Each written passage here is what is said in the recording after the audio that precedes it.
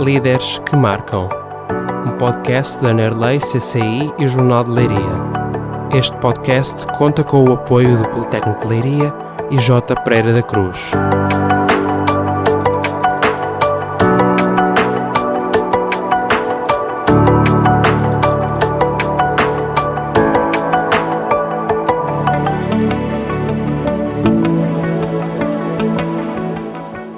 Bom dia ao podcast Líderes que Marcam. Este é um podcast lançado pela Nerlei, CCI, Associação Empresarial da Região de Leiria, Câmara de Comércio e Indústria, em parceria com o Jornal de Leiria, no âmbito da comemoração dos seus 40 anos.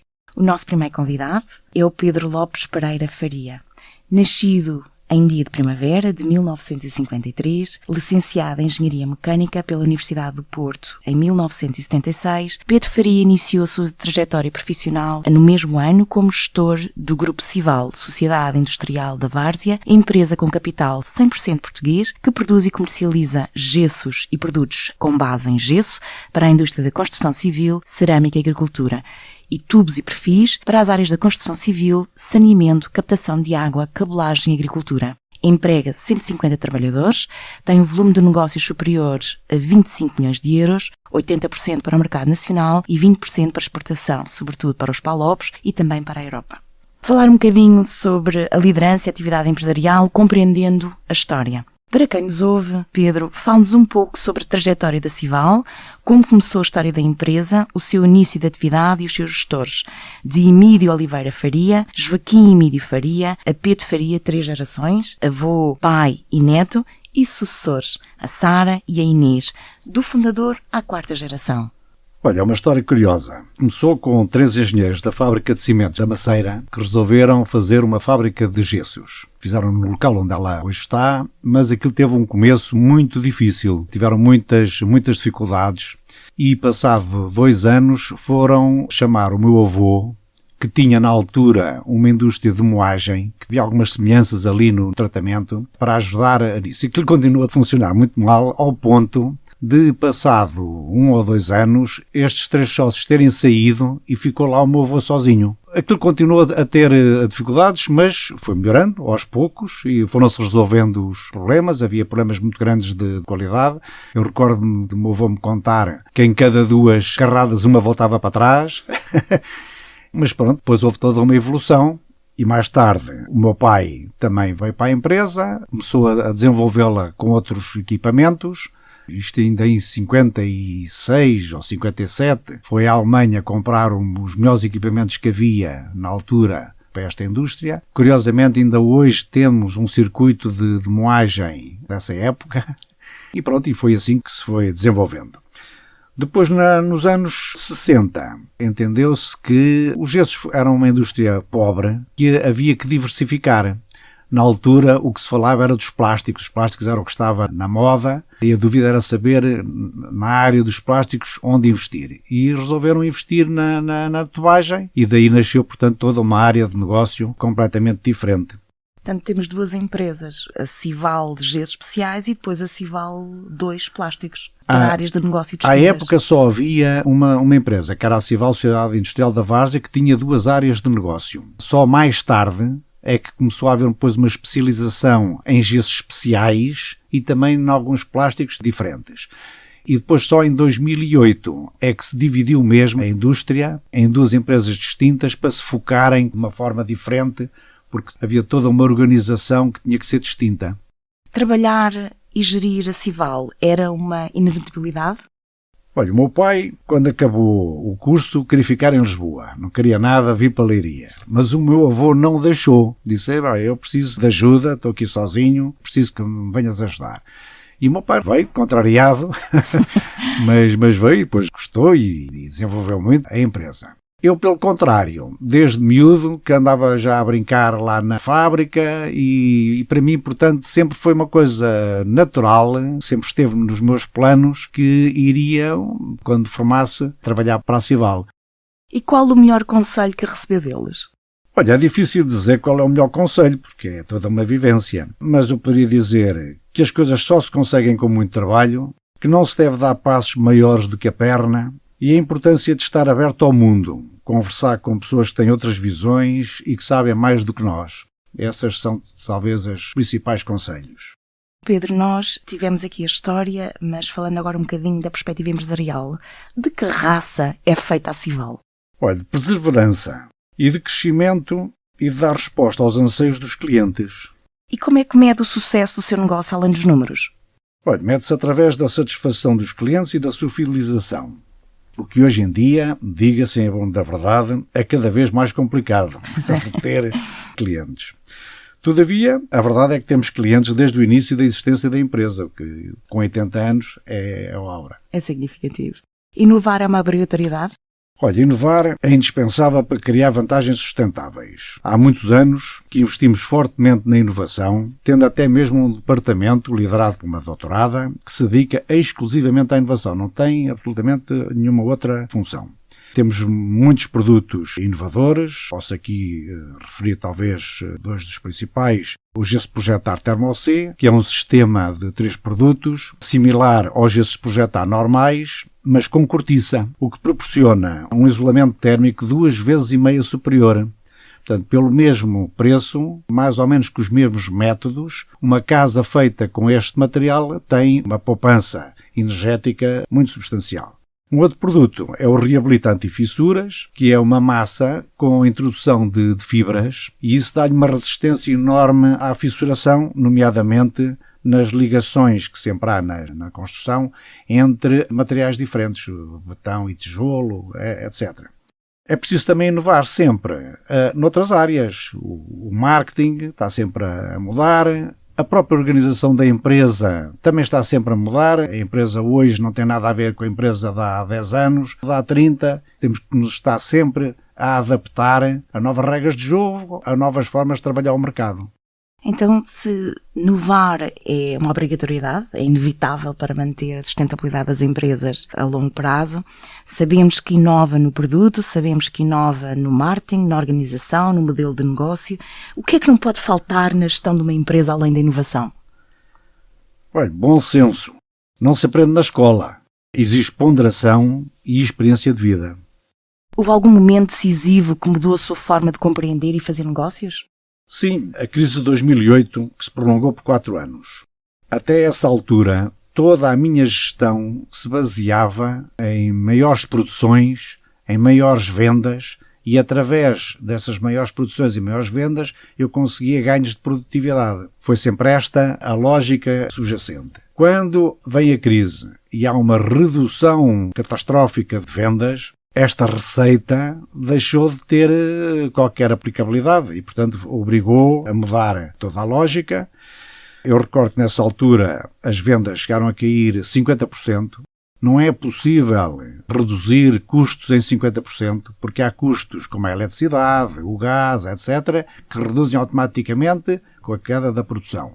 Mas há outros, como uma parte da mão de obra, não é possível reduzir em 50%. De forma que tivemos que nos reinventar, arranjar outros métodos, e a saída principal que encontramos foi, pelo contrário, apostar mais, reforçar a área comercial. E foi isso talvez que nos permitiu superar essa crise. Nesse processo, há alguma partilha do erro? Entende esse processo da crise como um erro? Ou seja, alguma coisa aqui que tenha cometido e que possa partilhar e que tenha, no fundo, sustentado a obtenção do sucesso a seguir? Olha, só não erra quem não faz. Isso é verdade. E o importante mesmo é aprendermos com os erros. No entanto, na questão que me colocou anteriormente, isto não é propriamente um erro. Ninguém previa que a crise que se adivinhava tivesse um impacto tão dramático. Jogava-se que ia reduzir, mas não cair abruptamente. Para além disso, nós nessa altura tínhamos feito investimentos muito grandes, em parte alavancados na banca, como é normal, e portanto foram 4 anos muito complicados. O que se aprendeu nesse processo é que a diversificação de mercados, como falava, aquele reforço organizacional que fez de inovação organizacional apostando na área comercial foi extremamente importante. Reforçámos muito a equipa comercial e isso permitiu-nos tomar a dianteira em alguns negócios. Nós nessa altura já exportávamos, mas passámos a fazer um esforço redobrado em arranjar outros mercados, outras geografias, e que também teve algum sucesso isso. Para dar resposta a estas oscilações. Exatamente. Que nós já sabemos que acontecem, mas nunca sabemos quando exatamente acontecem. Quais são os grandes desafios na gestão atual hoje de uma empresa? Olha, as empresas são em grande parte as pessoas e a sua cultura. A cultura das pessoas e a cultura das empresas. E, portanto, hoje, recrutar e, sobretudo, reter talento é verdadeiramente o desafio. E neste processo da gestão, da visão empresarial, qual é a sua maior contribuição para a empresa, Pedro? Rigor, autonomia e muito trabalho. Trabalho que vê sempre, não é? Na liderança que teve durante este percurso, que está desde 1976, o que mudou a sua forma de liderar com o crescimento da empresa? Porque a empresa tem vindo a crescer, tem tido esta capacidade de ultrapassar as vicissitudes do contexto, mas estou certa que a liderança que teve no início não era igual à liderança que tem hoje. O que é que mudou na forma de liderar com o crescimento da empresa? Para além do crescimento da empresa, a liderança foi sempre partilhada. Primeiro era partilhada com o meu pai, que, diga-se passagem, sempre me deixou fazer o que eu queria, lançar os investimentos que sempre desejei, e depois, mais tarde, com as minhas filhas. Portanto, essa é a grande diferença na liderança. Primeiro liderava com o pai e agora com as filhas, a quem dou também muita autonomia. A mesma matriz de autonomia mantém-se, não é? Foi algo que herdou, mas é algo que faz questão de dar continuidade para esta nova geração, da Sara e da Inês. Exatamente. O que é feito um bom líder? Porque eu acho que hoje em dia há uma necessidade, pelo menos é comum que nós ouvemos em mesas de café, faz falta bons líderes. Mas afinal de contas, o que é feito um bom líder nos dias de hoje? Olha, um bom líder tem que saber ouvir e saber mandar. Para saber mandar é preciso saber fazer e é necessário que as instruções também sejam claras para que sejam percebidas. Às vezes não é fácil. Temos que saber para quem é que estamos a falar e o que é necessário dizer para que a tarefa seja bem compreendida. Parece simples, mas às vezes não é.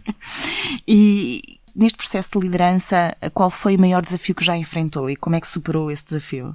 O maior desafio que mais me custou foi claramente os despedimentos que tivemos que fazer durante o período da crise. É sempre dramático despedir alguém, sobretudo naturalmente para quem é despedido. Foi algo que me custou imenso e que me marcou, mas tinha a consciência de que isso era indispensável para salvar a empresa e, naturalmente, os outros trabalhadores. Fico feliz porque todos puderam voltar, aqueles naturalmente que quiseram. Nesta perspectiva ainda de liderança, Pedro, o que é que o preocupa mais no país e no mundo? Olha, a tal falta de bom senso. A falta de bom senso, não é? Exatamente. Faz falta e não se aprende, não é? Assim facilmente, só com a vida. Olhando aquilo que são os nossos grandes desafios, tendências e aquilo que o futuro nos reserva, quais os grandes desafios que as empresas vão ter no curto e médio prazo? O maior desafio é competir com as grandes empresas, ou até mesmo com as gigantes. No nosso caso, praticamente toda a nossa concorrência são multinacionais colossais que faturam no mundo dezenas de milhares de milhões de euros. As pessoas não se apercebem, mas toda a legislação está feita para as grandes empresas. As exigências técnicas que há da legislação obrigam a ter técnicos nas empresas exclusivamente para dar resposta a essas exigências. Ora, uma empresa que fature 1.000 milhões de euros, ter uma equipa para isso não tem qualquer espécie de peso. Numa empresa que fature 7 ou 10 milhões de euros, isso é um fardo enorme e, em termos práticos, tira da competição. Portanto, como disse, tudo está feito para as grandes empresas, é para aí que o mundo caminha e as PMEs, que são muito necessárias, as grandes empresas também são, mas as PMEs, neste caso, têm toda esta dificuldade. Então, e como sendo uma PME, como é que se mantém relevante em mercados em constante transformação? Inovando muito, é indispensável essa parte da inovação e ser muito flexível. Nas PMEs temos uma cadeia de comando muitíssimo mais curta do que nas grandes empresas, nessas tais gigantes. E isso dá-nos uma flexibilidade incomparavelmente maior. E isso é uma vantagem enorme. E depois é preciso ter a empresa alinhada com estes conceitos, com o conceito da inovação e da flexibilidade. Portanto, não basta que o gestor tenha essa ideia, é preciso transmiti-la a toda a empresa. Então, assim, como é que vê a Cival daqui a 10 anos? Com esta inovação, com esta flexibilidade? Espero vê-la como uma referência nas áreas em que atua, a inovar e a crescer. Pedro, e qual é o legado que deixa? Ou seja, como é que gostaria de ser lembrado? Olha, eu espero ser lembrado como alguém que teve o tal bom senso que Ou seja, o Fator X, é isso? Exatamente. Um destes programas muito famosos que andavam à procura do Fator X, o Pedro aqui tinha o Fator X em bom senso. É isso, Pedro? Exatamente. O que é que ainda não fez e gostaria de fazer? Olha, gostava de diversificar a empresa para outras áreas complementares de negócio. Daria uma criação de sinergias que são importantes.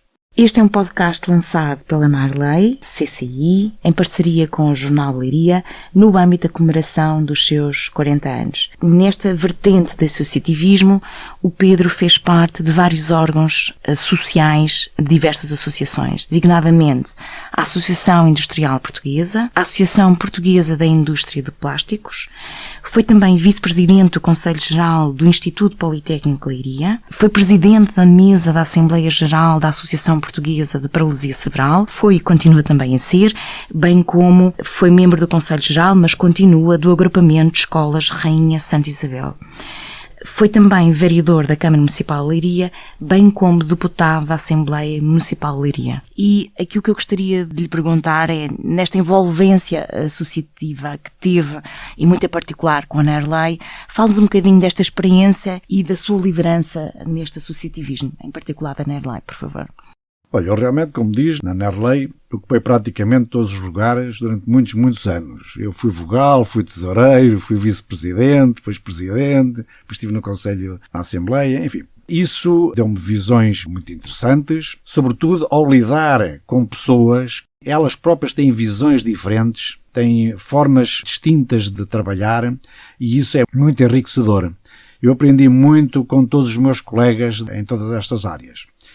Aqui no caso concreto também da Narley, eu acredito muito na cooperação entre as instituições e foi no meu mandato que tive a ideia de chamar o Politécnico para vice-presidente da direção. Apesar do Politécnico não ser uma empresa, isso fazia aqui uma ligação que me pareceu muito importante. Nessa altura era presidente o professor Nuno Mangas. Nuno Mangas, sim. E como é que vê a região em termos setoriais? Quais os novos setores emergentes? Teremos um novo cluster na região de empresas com base tecnológica, nesta vaga onda dos nómadas digitais? Acha que a região tem esta capacidade de atrair este desenvolvimento tecnológico? Como é que vê um novo cluster a formar, além destas indústrias que nós temos e que estamos rodeados com vários clusters também, mais tradicionais? A região é muito forte em muitos setores e isso dá-lhe uma grande pujança a sinergias e resiliência às crises. Agora, eu acho que os setores tradicionais vão continuar. Todos eles os que estão aqui em Leiria, desde as madeiras à pedra, cerâmica de barro branco, por aí fora. Agora, a verdade é que têm surgido novas áreas, nomeadamente empresas de software, e que estão a vender a todo o mundo, têm perspectivas de crescimento verdadeiramente pujantes. E, portanto, acho que é uma área que aqui na zona, noutras zonas também, mas aqui na zona em particular, tem uma grande preponderância. Ou seja, nós temos tido esta capacidade de atrair para a região de Leiria e nota-se efetivamente que este cluster, que agora ainda é um conjunto inicial de empresas com desenvolvimento de software, pode vir efetivamente a tornar-se o cluster propriamente dito, não é? Para quem vem para Leiria, qual é a importância da Narley para o desenvolvimento empresarial da região de Leiria e do Oeste, Pedro? A Narley estabelece pontes entre as principais organizações, as câmaras municipais, o Politécnico e os empresários, naturalmente. Devo dizer que isto é um caso único no país. Quem está aqui não se apercebe disso. Noutras zonas existe uma competição de protagonismo entre as várias instituições, o que não é realmente o caso em Leiria. E isso potencia muito o desenvolvimento. E como é que a Narley pode alavancar o negócio de um jovem empresário, estes, por exemplo, da área do software ou outros? Qual é o papel para esta nova geração de líderes?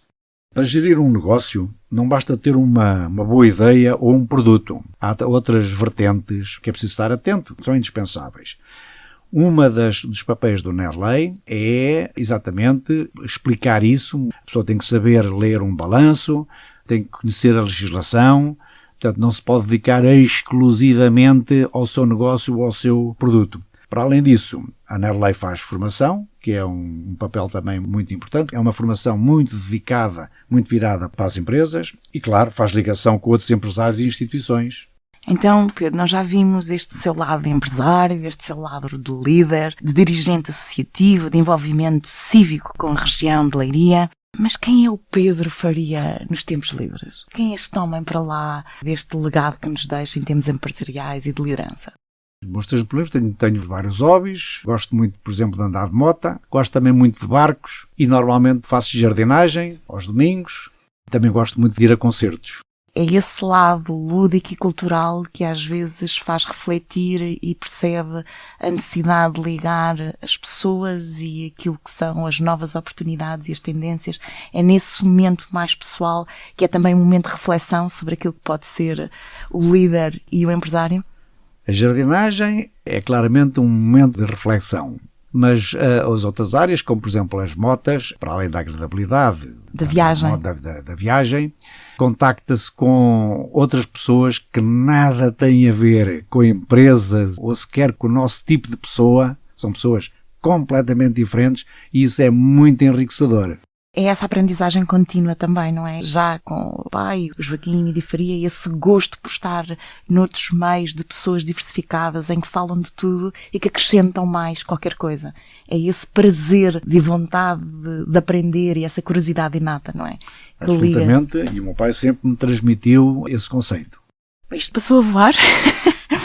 E de facto foi um gosto. Muito obrigada por este momento. Fazendo aqui uma súmula daquilo que nós dissemos, foram 81 anos envolvidos desde o início da Cival e o seu percurso empresarial. A Cival atravessou algumas dificuldades, mas com tenacidade e uma aposta no desenvolvimento do produto e na exploração de novos mercados, continua a prosperar e a fazer história. Pedro, um compromisso contínuo com o progresso empresarial, educativo e social da região, deixando um legado significativo nas instituições que integrou e nas iniciativas que liderou. Muito obrigada. Da Cival, as palavras-chave são trabalho, rigor, aprendizagem, experiência passada com alicerces no futuro, liderança, autonomia, co-liderança, esta liderança partilhada que falamos, inovação do produto, associativismo, cooperação e coesão regional.